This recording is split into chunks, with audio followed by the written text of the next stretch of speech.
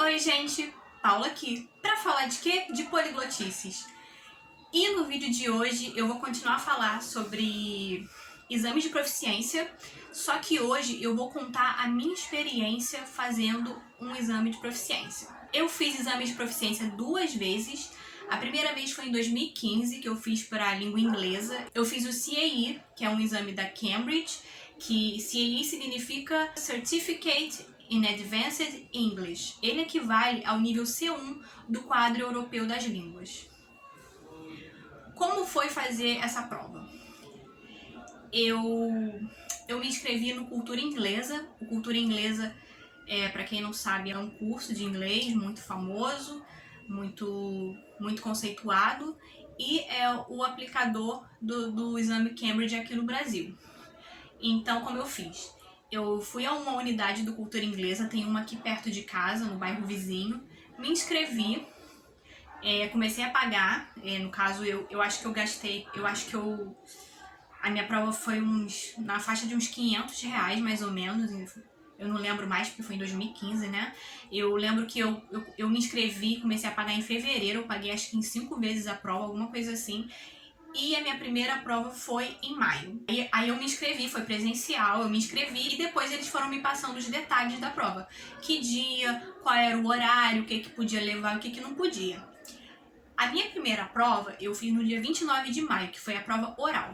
A prova oral eu fiz em dupla com uma pessoa que eu não conhecia, que eu conheci no dia da prova, e aí tinha avaliadora, e ela fez algumas perguntas que para eu responder e para o meu parceiro responder. Eu não lembro agora o que foi, acho que foi alguma coisa relacionada à energia, talvez, não lembro mesmo. E eu fui, fiz a prova e voltei para casa. E aí no dia 10 de junho eu voltei para fazer o restante das provas. Ah, uma coisa, eu fiz a prova numa unidade do Cultura Inglesa, mas não foi a mesma unidade onde eu me inscrevi. Isso. Aí voltando, eu cheguei no dia 10 de junho e fui fazer a prova de compreensão auditiva, a prova de gramática, que não é exatamente gramática, porque no Cambridge, por exemplo, a gente tem a prova tem lá a leitura, e aí tem um exercício que se chama Use of English, que eu lembro que um dos exercícios era você tinha um texto, e o texto tinha várias lacunas, e você tinha que colocar uma palavra ali, e a fonte era a sua cabeça, né? Nossa, eu achei esse exercício um saco de fazer. E eu tive também exercício escrito. Eu lembro que uma das minhas tarefas foi escrever uma resenha de algum site, recomendando algum site, alguma coisa assim. Aí eu acho que eu recomendei, inclusive, o site iTalk. Qualquer dia desses eu falo sobre o iTalk aqui. Eu acho que foi sobre ele que eu escrevi, também alguma carta, alguma coisa do tipo. E eu tive, por último, a prova de compreensão auditiva, que eram várias passagens que eles colocavam pra gente ouvir.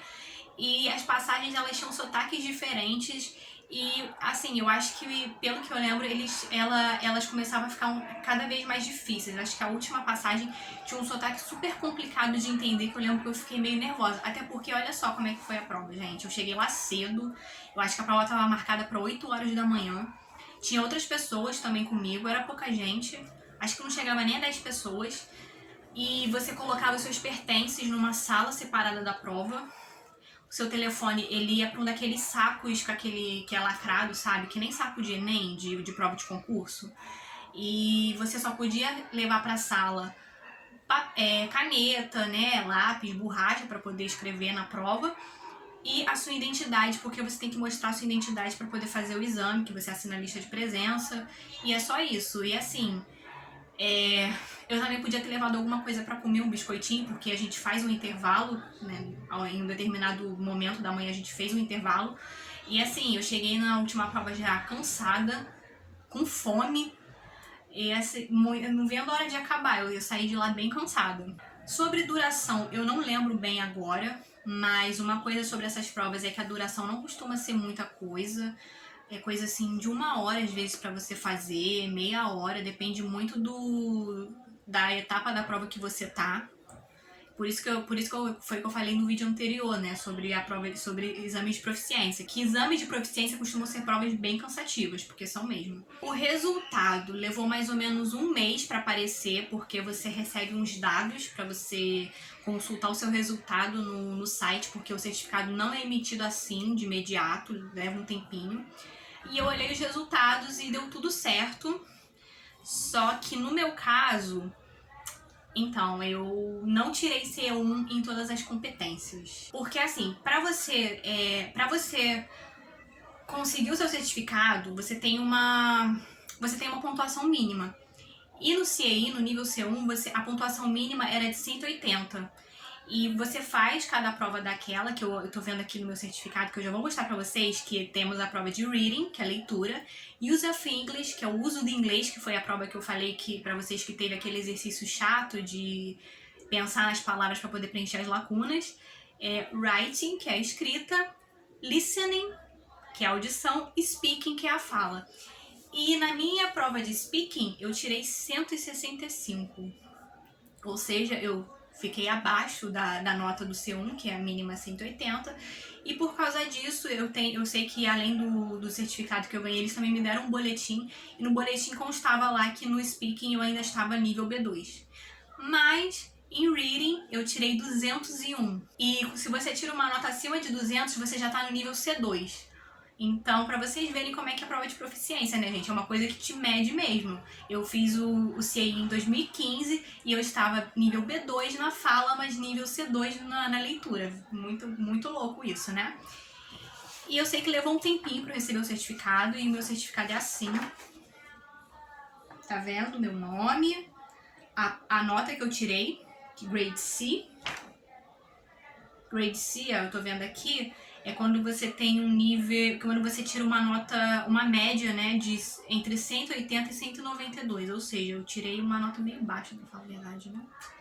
Mas tudo bem, o importante é que eu estava dentro do nível. O motivo de eu ter feito o CEI foi porque eu fiz curso de inglês 3 anos, só que por algum motivo, por algum desencontro, eu não tenho o meu certificado de conclusão do curso de inglês. Mas esse não foi o motivo principal de eu ter feito, porque naquela época eu já havia decidido que eu queria certificado de proficiência nas línguas que eu estudasse. E como o inglês era mais antiga e era que eu me sentia mais preparada para fazer na época, e também por questões profissionais, porque naquela época eu já tinha planos de ser tradutora, eu resolvi fazer o CAE. E assim, na prova Cambridge eu não me preparei.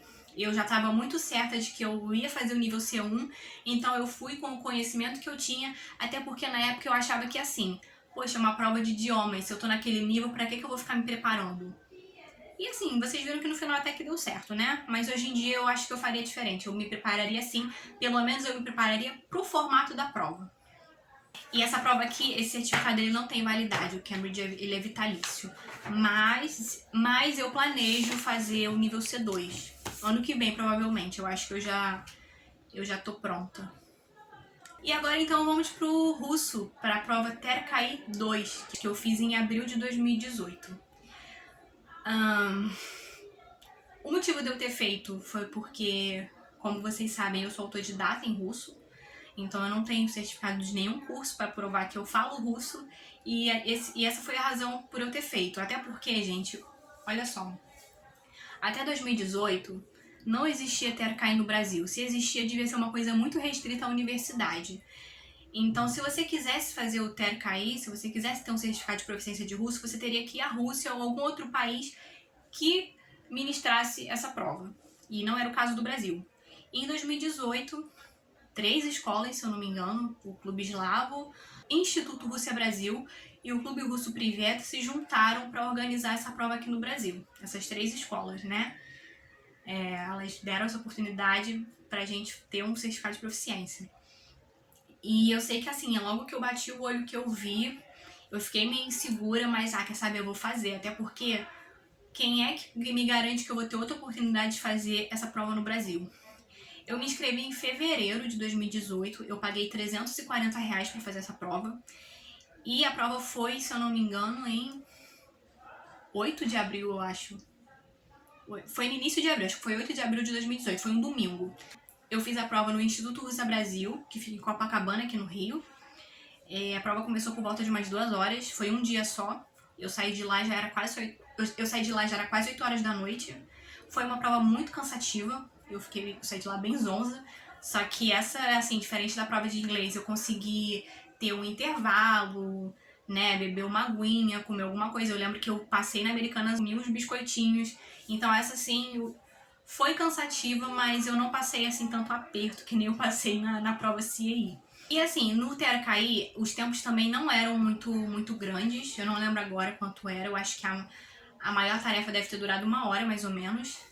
E ele tem a prova de gramática, que é um questionáriozão grandão, que você é múltipla escolha, né? Você tem a folha de resposta que você marca depois.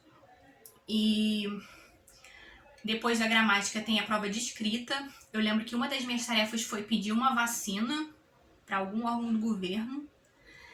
E depois dessas eu tive a prova de leitura também, que é interpretação de texto. Você tem os textos, você tem que ler e interpretar. Depois disso, eu fiz a prova de compreensão auditiva. Pra falar a verdade, eu sempre tive medo de compreensão auditiva, mas eu não... assim, foi bem tranquila essa prova pra mim. E eu lembro que já foi uma das últimas provas, eu já tava assim meio cansada. E depois chegou a prova de fala, que eu fiquei super preocupada, gente.